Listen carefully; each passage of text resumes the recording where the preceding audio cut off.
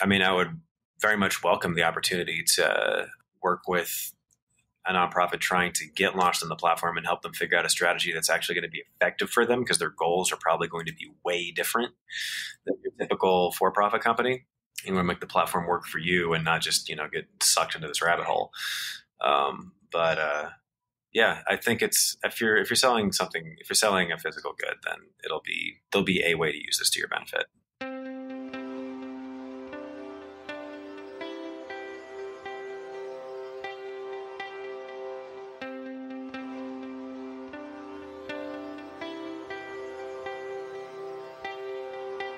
You're listening to Relish This, the Purpose Marketing Podcast.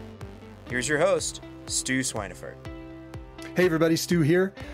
Thanks for coming to Relish This today and listening to our show. My guest today is Luke Tierney, and he is the founder and director of Eco D2c. And that company helps people who make eco products get found on Amazon and really maximize their potential in that platform. Now, they do work with other e-commerce platforms, but Amazon's kind of the gorilla in the room, or the elephant in the room, as it were. And we had a really fun conversation just about bringing a product to market, some of the challenges that are associated with that, and some of the great things that people are doing out there to help drive eco brand awareness and sell more products. It's getting increasingly important to be on Amazon. It's working almost as its own search engine at this point. And Luke and I talk a lot about that stuff. He has a really great company, really cool service that he provides. And I think you're going to enjoy the show. If you're thinking about bringing a product to market, you should check this one out. Here we go. Hey, Luke, how's it going today? It's going great, Stu. How are you? I'm doing really well. We just had a rainstorm and a thunderstorm come through here in beautiful Colorado, which is great. We need the moisture, and hopefully it's passed through so I won't lose any internet connectivity while we're chatting today. Yeah, you're up just a little further north than I am, right? Because I'm down here in Denver. Yeah, I am actually west of Denver, up in the mountains, kind of near Netherland. That's the closest, we'll put biggest in quotes, town near me. I live kind of just in the woods about halfway between Netherland and Blackhawk. And, we've been working like a lot of people for the last year and a half or so here from the home office. And, there's some pluses and minuses to it. And I'm happy that technology has caught up a little bit so we can have these conversations without too much fear of the internet squirrels dropping off. I hear you. Yeah, it's beautiful up in that area. Yeah, it's gorgeous today. I mean, I think it's supposed to clear up. We had some sunshine earlier, and then kind of one of those classic Colorado hail, sleet, pounding rainstorms came through for about half an hour, and now we're back to looking. It's a little overcast, but at least it's looking pretty calm out there right now. Yeah, I think it might have just missed us in Denver. That, or I was not actually might be coming down. It might be on its way. So hopefully my connection won't give out if it hits. It's starting to get a little dark outside.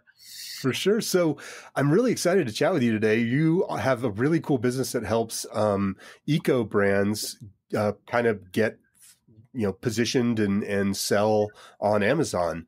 Tell us a little bit more about that? Yeah. So my company is named Eco D2c, direct to consumer. And so essentially what we do is we help brands that sell physical products sell online.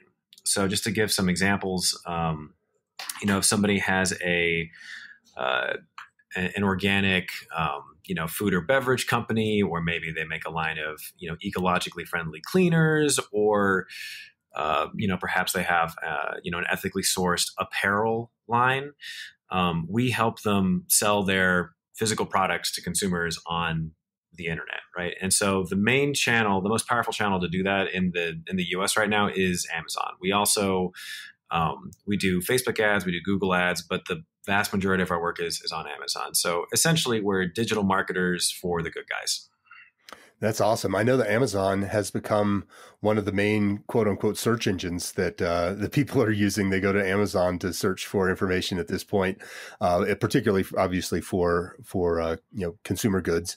And so it's certainly at least in the States, the kind of the elephant in the room in terms of commerce at this point. How did you get into this? So I started. Well, to go way back, I worked for environmental nonprofits, sort of in and out of college, and then when I was in my early mid-20s, I started my first venture, my first company, and ended up getting involved in digital marketing through that, just by necessity of it was a school, and it was okay, like we need students, how do we get them? And so that was what differentiated us, is that there wasn't a whole lot of people with our kind of business looking for students online. And so we had a couple of guerrilla marketing kind of tactics, and then that stretched out into some other methods. And that was my sort of trial by fire, so to speak. And that was a better part of a decade ago. So, after that, I got really just more and more involved in various kinds of digital marketing. Again, just, continuing to work for myself. And then about 4 years ago, I started getting really heavily involved in Amazon. And one of the things that really struck me about the space is that, anybody can get up and sell something on Amazon, on that platform. And what was really compelling about that, versus like, an eBay or, something like that, is I saw a lot of individuals and small groups having success doing this. Like maybe they wanted to sell, some kind of generic product. Like if they wanted to, I don't know, like I know a guy that, who had some success early on with bamboo sunglasses. Mm-hmm. He just found a manufacturer that could produce those. And then he, shipped over however many units to the US, put it online, and he knew what he was doing with marketing. And then he could, that's just one tiny example of, how straightforward it can be. I'm skipping over some pretty important, pieces Sure. here as far as the particulars of actually getting the product from A to B. But compared to, 20, 30 years ago, like it can be like a really low threshold to entry here. And so I thought, well, like this is clearly working for a lot of people selling, all kinds of different kinds of things. Like, why not just use this marketing channel for people who are making products that are better for the environment or healthier for people? And I'd always wanted to, sort of circle back to the environmental angle from a for-profit, business standpoint. And it all sort of came together with Eco D2c. Wow, that's amazing. I really like the approach where you're taking and vetting companies for their kind of eco-friendliness, and that's part of your program. How do you handle companies that have a full like a whole line of materials, and some of them are eco-friendly and others aren't? Is that someone who you might choose to work with, or is it basically you have to be 100% eco-friendly? So we definitely like to see certifications in these things, but we're not exclusive to, you have to have these, bulleted information in order to work with us. Like it's, there is a certain amount of taking our clients, word for it. But I think one of the things that helps is, having the name that we do and just being really involved in the natural product space, which is certainly where I'm the most active. I'm, proud to say that, like upwards of 95% of our book have been, like natural brands, and the work that we've gotten that's been outside of that has been, at the very least, it's, it might be some kind of like innovative, like exercise equipment or, something that's, not like, I wouldn't work with, I think you and I were joking a moment ago about, like, would we help sell Roundup? No. Right. Would we work for tobacco companies? Probably not. Right. Not really on our list of partners that we want to have as a business. But some brands come to us and they have, they're certified fair trade or, certified organic, or they'll have, any number of things. And then a lot of brands, like, certifications cost money. Like if you're just starting out, or, you're just haven't gotten around to it, you might not have, all these things under your belt yet. So, It just depends on a case by case basis, but we've worked with some brands that are real leaders in their space, and I'm really proud of the work that we've done with them and the way that we've been able to scale their sales. Yeah, it's really great. It's particularly smaller brands leveraging, the power of Amazon has been, just it's enabled a lot of people to actually, carve out a portion of the marketplace and be able to survive, at least in those early phases of development. When if you're having to build out a whole e-commerce platform and yada yada yada, it's definitely pretty amazing to be able to tap into that stuff. And so it's nice that the opportunity is there for people, and that people like you are enabling them to do that. I know I wrote a book last year called Mission Uncomfortable, and it's a marketing for nonprofits book. And I was chatting with someone who was like, well, is it up on Amazon? And I was like, well, no, I was just kind of vending it through my site. I was basically giving it away on my site, but he said, oh, just put it up on Amazon and see what happens. And so, it did not take me that long to get it up there. And I'm sure that having a team like yours behind it would actually start to fuel some sales. Yeah, it's interesting because, like, whether you're a company large or small, and this has really happened, this was just starting to happen when I was getting more heavily involved in the space, but it certainly is the reality now. Like, Amazon is Yelp for your products at this point, right? Like, just to throw a couple of stats out there that, kind of put it in context, like somewhere between like 38% and, upwards 40% of all e-commerce sales in the US are on the marketplace. Depends on, what particular study you're referencing there. But it's a juggernaut of a thing. And, even especially over COVID, like everybody was starting to take everybody was already starting to take Amazon extremely seriously because people have been making a lot of money on the platform. But when the pandemic rolled around and stores started closing and things like this, like things just kind of exploded all over again. Right. Like it was already on a serious upward trajectory, and then things have just gotten only more intense. So, it all depends on the kind of business you have, right? Like it's, we play in, Facebook and Google, spaces as well. But the reason that we focus on Amazon as strongly as we do is because that's where we see the best results for our clients. It's where the most bang for your buck is likely to be if you have a consumer product good. Gotcha. So like ultimately, like my allegiance is not to to Amazon or to their marketplace. Like my allegiance is to, helping companies making better products sell. And this happens to be the most powerful, channel digitally if you have, if you sell consumer goods. So that's where we're going to be focusing for some time to come. Unless, something very dramatic happens. Right. Unless Alibaba moves over to to the US, right? But that's interesting. And you can actually, Alibaba has moved. Like you can go on AliExpress. Okay. You can absolutely get things from Alibaba here. So that probably is one of the, like you could count on one hand the players that could probably move into Amazon's market share, but that's one of them. So it will be interesting to see what this landscape looks like moving forward. And I do think it's going to be more varied. I don't fear an Amazon singularity. They're a behemoth for sure. But like at the end of the day, we're going to be where we see the most opportunity for the kinds of companies that we work with. Nice. So what's the process for a company that is trying to get on Amazon through you?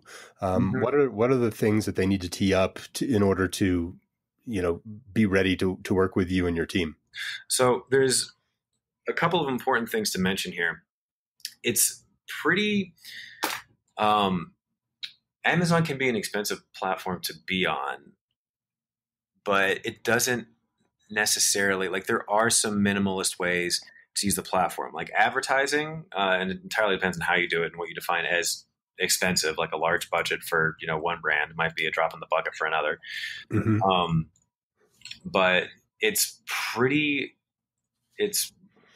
like if you're just signing up for a plan to sell on the platform, it's like $40 a month, right? Okay. Plus the cost of services, plus either the time it takes you to, try to optimize your listings and launch them and learn the platform, or the cost that it would be to hire somebody like us to do it for you.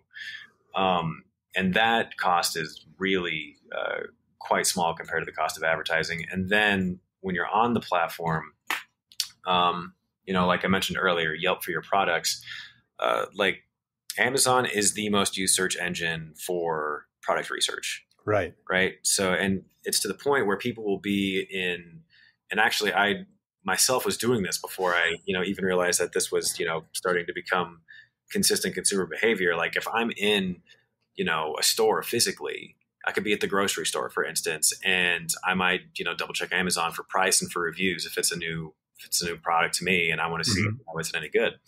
Right.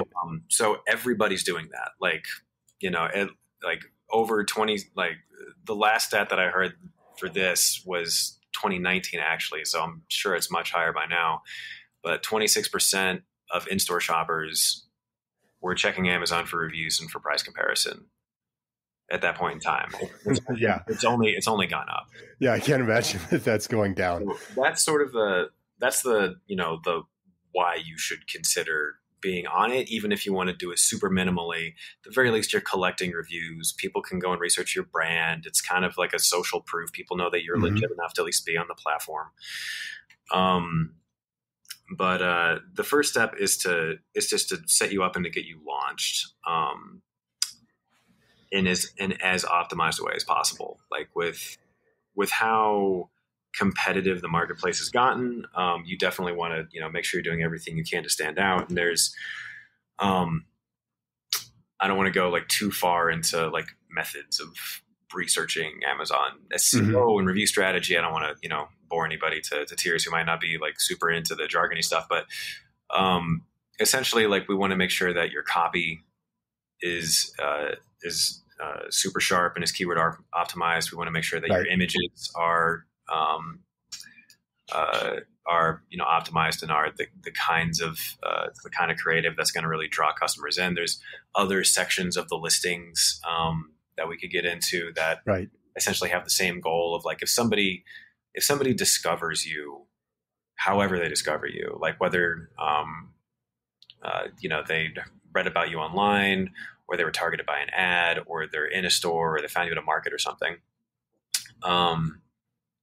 As whoever is discovering you is going to, have the best experience possible, is going to be the most likely to convert, right? They're going to learn everything that they need to know in order to, as to whether or not they're going to make that purchase. And so it's like launching a website. Yeah. I was about to say it sounds a lot like optimizing a website. You should think of Amazon as your second online storefront. The first being your website, the second being Amazon. Okay. That's pretty cool. Are you guys helping with setting all that stuff up? Are you taking product shots and everything for clients? Oh, so good question. We're not a creative agency. Okay. We're data nerds. Okay. So we lean on our partners for their creative, and then we'll absolutely give recommendations and examples of like, this is what good creative on Amazon looks like. Right. We think you should go out and, maybe get some of XYZ, but you're going to need somebody to guide you in creating that content. But we don't do photography or those kinds of things. Gotcha. But we take a brand's existing assets and then we make the absolute most out of it. Gotcha. That's great. Have you seen, people in the nonprofit space leverage Amazon in a similar way in terms of kind of differentiating their revenue, where they've brought products into play? Is that something you've seen work well? I mean, they absolutely could. So if they have physical products to sell or even just, merch, right? Like it's not a bad idea to put it on the platform. I can't say that I've seen it, as a large trend with nonprofits, probably because I simply don't, I'm not in contact with that many nonprofits that have physical products to sell. Right. But there's definitely a lot of, mission-driven companies that absolutely have a presence on the platform. Like think of your, Patagonias, like Tom's, Yep. Tom's of Maine. Am I even saying that brand name right? That's Tom's Shoes, I think, is what probably the one you're thinking of. Yeah. But I think anyhow, yeah, I'm thinking of the toothpaste company, which may or may not. Oh, Tom's of Maine. They may or may not actually have an ethical mission. I might be mixing some things up here, or literally any of the brands that we've worked with, right? Right, so right. As far as the nonprofit space goes, I mean, I would very much welcome the opportunity to work with a nonprofit trying to get launched on the platform and help them figure out a strategy that's actually going to be effective for them, because their goals are probably going to be way different than your typical for-profit company. You want to make the platform work for you and not just, get sucked into this rabbit hole. Yeah, I think it's, if you're selling a physical good, then there'll be a way to use this to your benefit. Nice. Are there any pitfalls that people should be aware of? I know I have a couple friends who have big food brands, and one of the things that they've talked with me about, and obviously Whole Foods is part of Amazon now, but one of the things that they've talked to me about is how it can be a kind of a blessing and a curse to get placed into a major retailer like that, because you potentially, if you don't take off quite as quickly as they thought, or even if you take off too quickly and can't fulfill, you can kind of lose that spot. And it's a lot of times it's very hard to get back once you've lost it. Is Amazon working in a similar sort of retail fashion, or do they not really care about performance? So your performance is going to determine your organic rank on Amazon.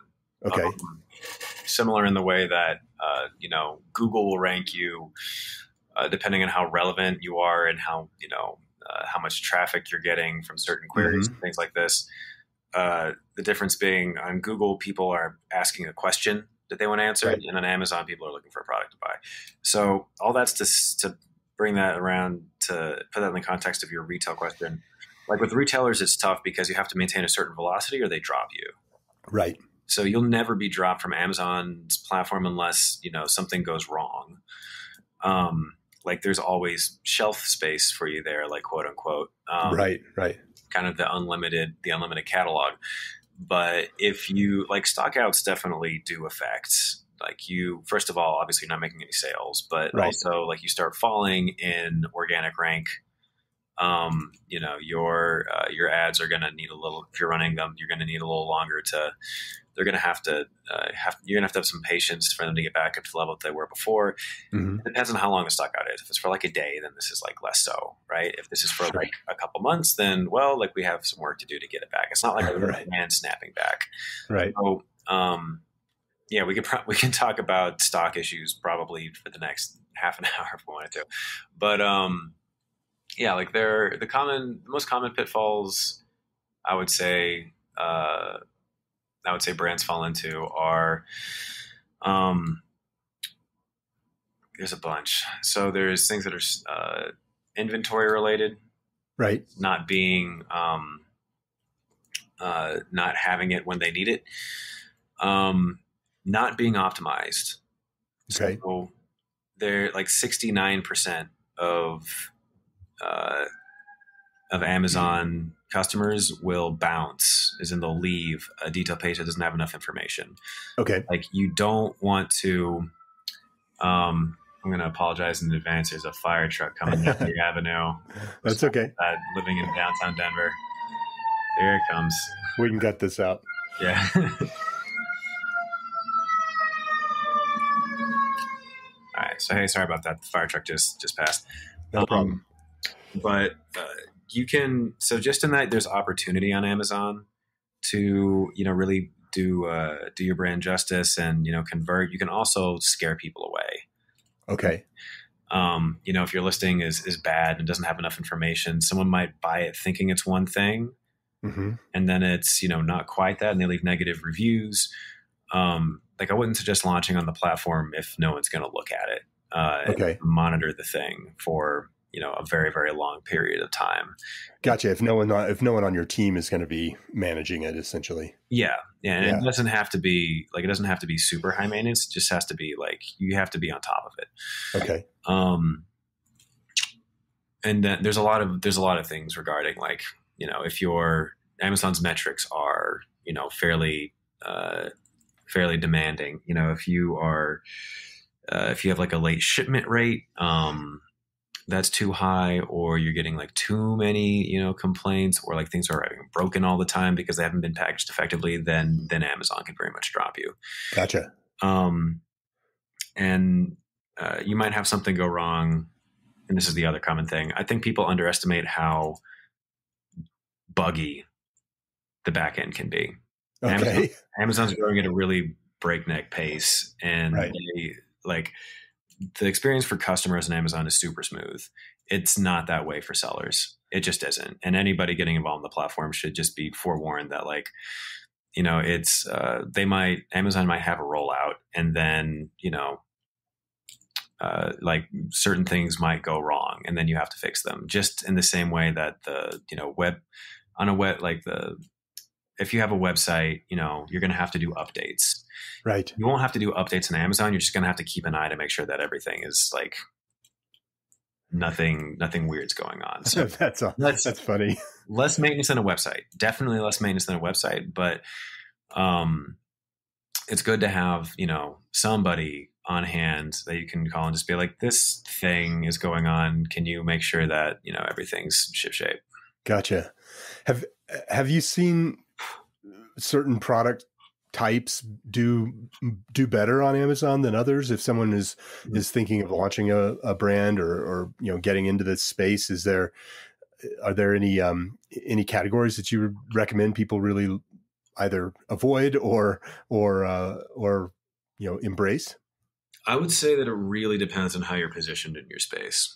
You can get into a competitive space and rock it. Or you can get into a niche that has a lot of opportunity for growth. And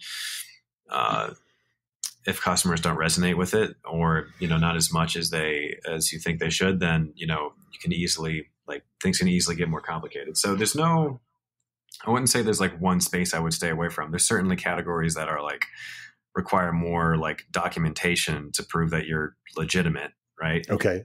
If you're selling a health supplement or something, you were probably going to have to, submit some evidence showing that, the powers that be or the governing bodies that are important, have deemed you to be safe for the public. So I wouldn't say there's any one space to stay away from. I would highly, highly encourage people. There's some pretty cool analytical tools out there to get some data on what a space looks like before you launch. Okay. So we use Helium 10, for example. It's just this software. It's the name of the software suite. There's a free demo version of it. And I'm just an example here. You can use one of their tools called X-Ray to, get estimates of your competitors' revenue. Okay. And that's pretty unique. It is an estimate. Don't take it to be, don't take it to be more than what it is, but it can really show you, which of your competitors are really owning a space. What are you can mine the reviews. There's so much customer data on Amazon if you know how to tap into it. You can tap into the reviews, and you can see what the biggest complaints among customers are. You can see what they praise in products, and you really want to make sure that as you try to differentiate and as you launch on the platform, that you're using the language that your customers are using, and that you're solving their actual pain points. Right. So all this is a long way of saying, if you know how to get the data, and there's some pretty straightforward tools to use, you can get a lot of really interesting data points that can help you make some really important decisions as to how you're going to launch on Amazon, and what your strategy is going to be, and what's really possible for you as a brand. Right. Well, we've actually started doing that as well, where we look at customer reviews, both for clients as well as for client competitors, to see what the problems are that people are actually getting resolved or getting solved or caring about the most, I guess is probably the best way to look at that. Because if somebody's leaving a review, it's probably the thing that's most pressing to them that they're talking about. So when you go and start to kind of look for opportunity, those customer reviews can be really super helpful. That's kind of Amazon's bread and butter. So I would say if one is launching a brand or trying to come up with marketing copy, that reviews can be a great place to start, just to figure out exactly what it is that, exactly the problem that your customers believe you're solving for them, as opposed to what you believe your customers believe yes, you're solving for them.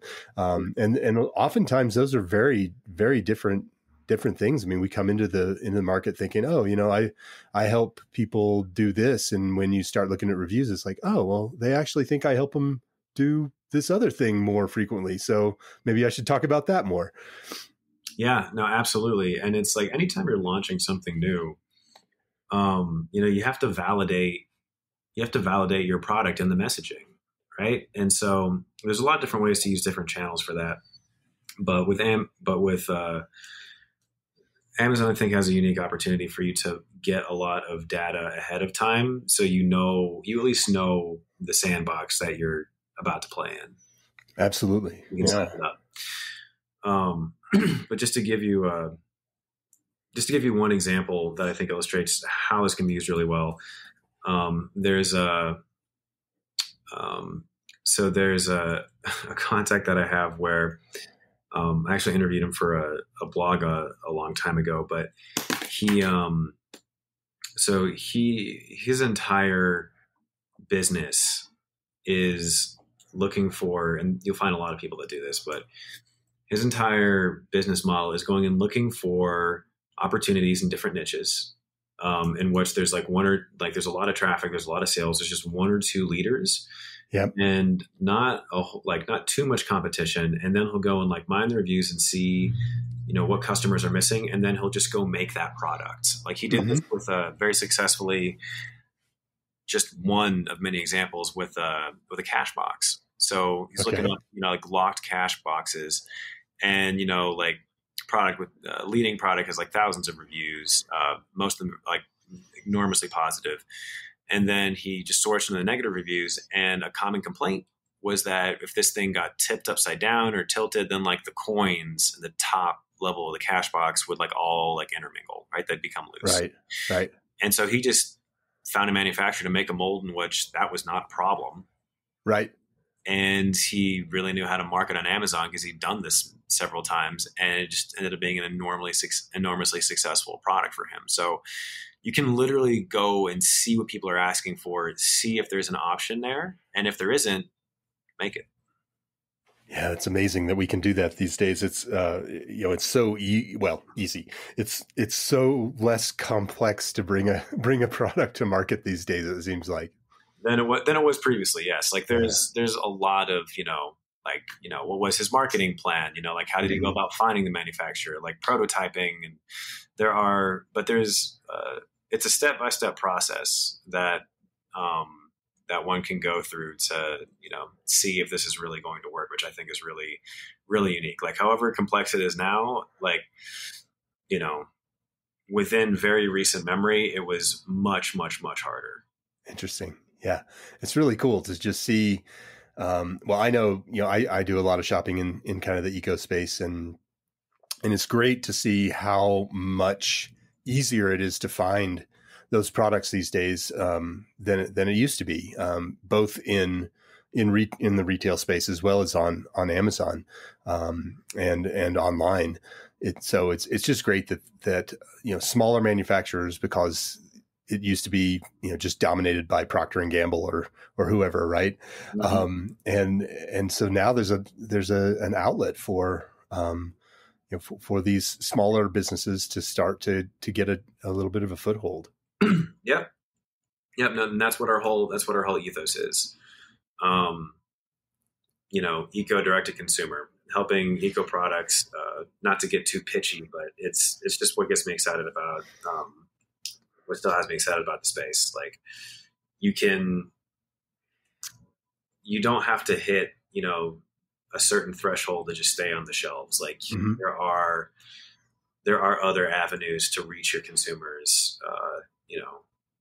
like in a more direct way, and to have a bit more flexibility at with a cost that is not quite so cash intensive at the outset. It'll still cost it's a different cost. Like you're paying for data Sure. up front, so you can validate and you can optimize in these things. But there's just an awful lot you can do in the space if you know what you're doing. So how does your model work? Are you taking a percentage, or do you have a monthly fee plus percentage? What's the working relationship look like for someone listening who's like, I have a great eco product idea and I'd love to have Luke help me out?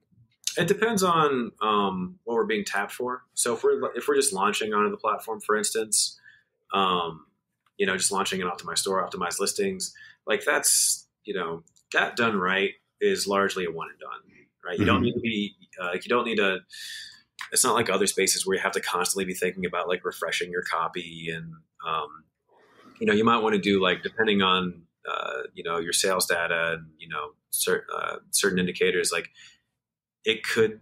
there are cases in which it's helpful to touch up your copy, but for the most part, if you do it right, like once you're launched, you'll be okay for, quite some time. So that's just a project cost. That depends on the number of products and SKUs we're launching. Okay. And then if we're doing ads, that's a month over month retainer. And that's, it depends on the size of the budget we're managing. So on the low end, it's just a flat fee. Okay. And then if we're getting, there's certain thresholds over which it is just a percentage. But it depends on, we have some different tiers. It depends on the size of the budget. Gotcha. Yeah. Now, this is going to show my ignorance a little bit, but these are advertisements on Amazon. Is it like a promoted type of situation, or is there something I'm unaware of as a consumer when I've gone to use Amazon that I'm actually being advertised to? Nope, that's exactly correct. So if you go and do a search for anything really on Amazon, you're likely to see, if you see sponsored, okay, yep. Then that means that it's a paid ad, right? Okay. And there's just there's different ad types you can do. There's video has been a really big thing that was rolled out a while ago that continues to evolve. There's display advertising. Okay. So we can get into the different types, but you can. They're ads on the Amazon platform unless you start getting into like much larger budgets, and that's a whole other conversation. It's called DSP, and that's probably not too much reason to get too far into that, but right. Unless you get to a certain size in which you're spending, tens of thousands of dollars in your ads budget, which is something like we do work with brands that do exactly that. Right. And, there's a larger strategy to discuss. But unless you're getting to the level in which you're dropping money on something like that, then yes, pay-per-click ads at different places around the Amazon platform. Okay, cool. Interesting. What are some of the trends that you're seeing in the eco product space? Are there any things that stand out that you're really excited about? So food and beverage on Amazon has exploded, right? It's been one of the fastest growing categories in Amazon for the past couple of years. Even pre-pandemic, and then that just put gasoline in that fire. Mm-hmm. And within the natural product industry, like food and beverage definitely has a pretty sizable chunk, I would say, of that industry as a whole. There's just it's been one of the most prominent and fastest growing sectors within it. So that's been really exciting to see. To see that increase in search interest and consumers who really want mission-driven brands. Mm-hmm. Obviously, that's not just in food and beverage. You find that in a lot of places now, but that is only increasing as time goes on. Some spaces it matters more than others, right? Like people will care more about the food they eat and the cleaners they use, and sometimes the clothes that they wear as well. How it's sourced. But sometimes being a brand that values sustainability is pretty much always a plus, but it might not be the largest thing on the customer's mind, depending on what product you have. Like electronics, right, is one where like that's very nice, but customers might question like, oh, is it going to be as good as my X headphones? right. And so there's challenges everywhere, but there are certain I would say food and beverage especially has just absolutely exploded, but a lot of spaces have as well. Yeah. One of the things I've been seeing lately, and maybe it's just because I've been shopping for it quite a bit more. We've always been fairly sensitive to the packaging that we use, but eco packaging, and Amazon's, I think, done an okay job of this as well in terms of bringing in, more eco-friendly, less plastic packaging. But that movement in the eco space seems to be picking up as well, where products that were normally packaged in plastic containers are now coming in, like a waxed paper type of packaging. And so I think that that's a place where people could make some moves for sure. So I would actually say this is an area where Amazon can really has a lot of room for improvement on the packaging side. There's just a lot of, I definitely think, like if it'll be like a box within a box surrounded by plastic kind of deal. That's pretty common. However, I mean, with a corporation the size of Amazon, I wait to see it to believe it, but they've publicly made a lot of pretty big commitments as far as, the year that they're going to be carbon neutral, or, trying to electrify their, actually, I'm not sure if they made a public commitment to this, but I know for a fact that they're looking really hard into, electrifying their delivery fleet. Right. They are making moves to be a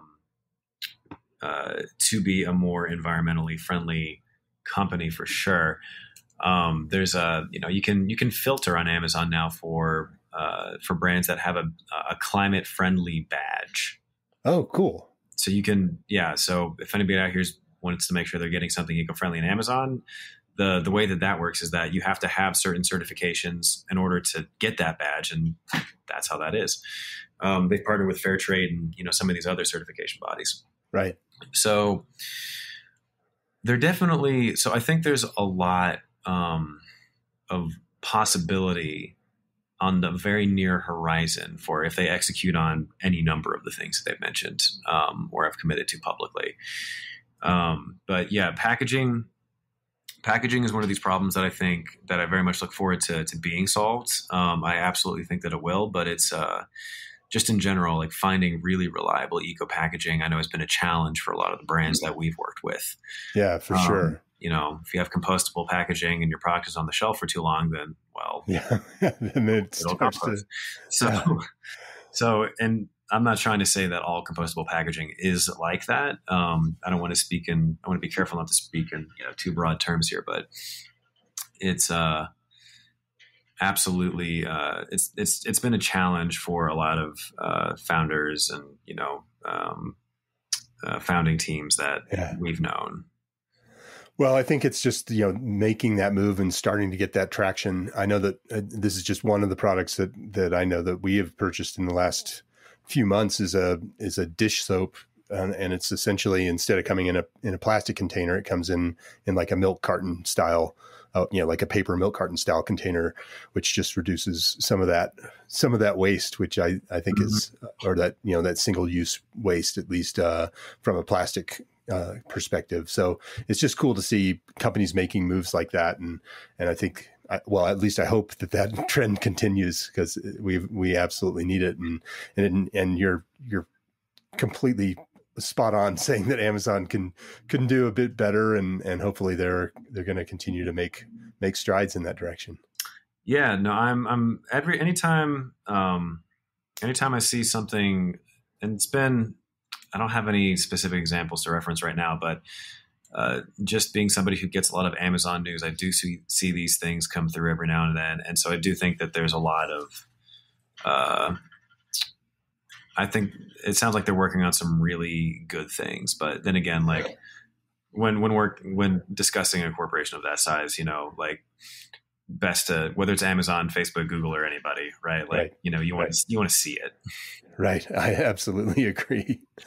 Well, I know you need to bounce to get on another call here, and I really appreciate you taking the time to chat with me today about all of this. I think what you're doing is great, really enabling eco-friendly brands to elevate their exposure is just a fantastic mission. How can people find you if they're looking for assistance in this space? Yeah. So you can always reach out to me. So our website is, Eco D as in dog, 2 C as in cat.com, Eco D2c. You can also, feel free to send me an email. So just luke@ecod2c.com. It's pretty straightforward. We also have a contact form on the site. But yeah, we intentionally position ourselves as an educational resource. Just about, digital and multi-channel strategy in general. So if anybody has any questions, please feel free to reach out. I would encourage everyone to do so. I think that, if you can just, put a little fuel behind that initial launch, and then be able to tap into your expertise to keep things moving in the right direction, people will be able to experience some really great results. I love having conversations like this and learning more about all these, great opportunities for people to succeed in the world and spread the eco vibe. But one of the things that I really also want to do is inspire action. And so if people who listen to our show today were to go out in the world and do one thing after listening to our chat, what would you have them do? Ooh, that's a good question, and I really like that question. Okay, so one thing. Okay, so I'm going to keep this like all the political and social issues going on aside. I'll keep something focused on something product related that everybody can do.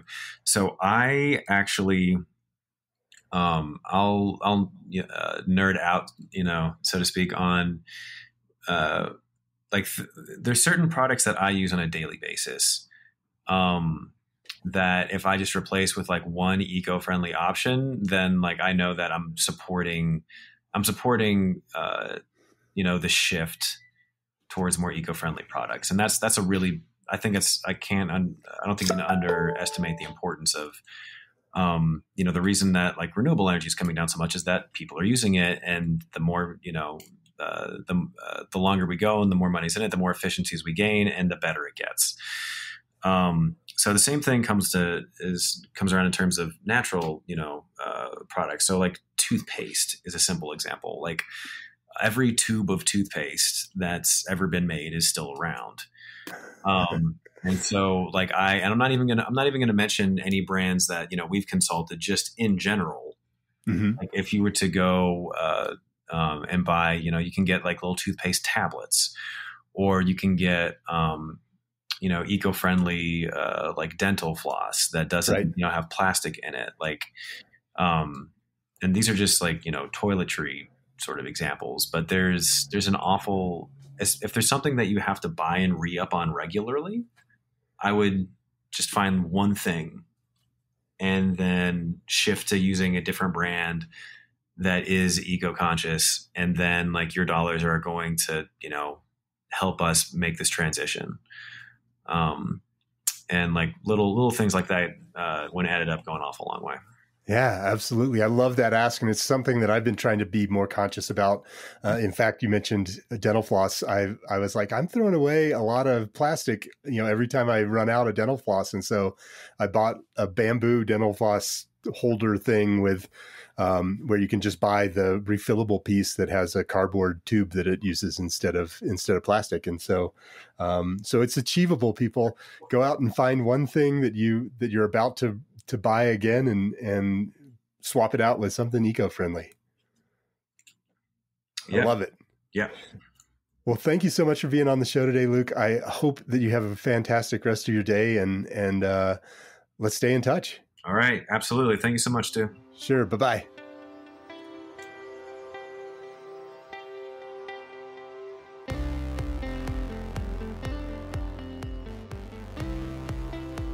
All right, there you have it. Another great episode of Relish This. Thanks for listening. If you would like to learn more about how to apply the audience engagement cycle to expand your organization's mission, there are two things you can do. Right now, you can go to missionuncomfortablebook.com to download a copy of my book. And while you're there, you can get your purpose-driven marketing score to see where you can unearth some gold for your organization. If you'd like to listen to back episodes of the show or sign up to be a guest, go to relishstudio.com/podcast. That's it for this week. I'll be back next week for another great episode of Relish This.